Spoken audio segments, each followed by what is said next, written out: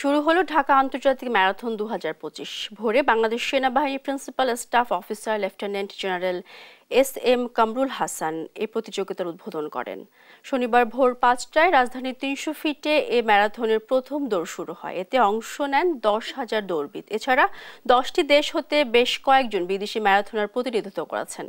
অংশগ্রহণকারীরা বলছেন, এ ধরনের আয়োজনে তরুণ প্রজন্মদের অপরাধমূলক কর্মকাণ্ড থেকে দূরে রাখার পাশাপাশি শারীরিক সুস্থতা নিশ্চিত করবে। এ উপলক্ষে প্রগতি সরণি হতে কাঞ্চন ব্রিজ অভিমুখী 300 ফিট মহাসড়কের উত্তর দিকে 4 লেন এবং সার্ভিস সড়কটি শুক্রবার সন্ধ্যা 7টা থেকে শনিবার দুপুর 2টা পর্যন্ত বন্ধ রাখা হয়েছে। নেওয়া হয়েছে পর্যাপ্ত নিরাপত্তাও।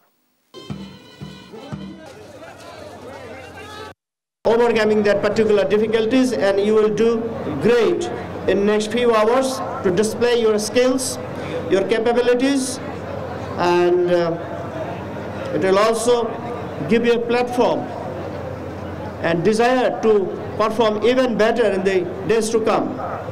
I hope all of you will have a joyful and safe run indeed.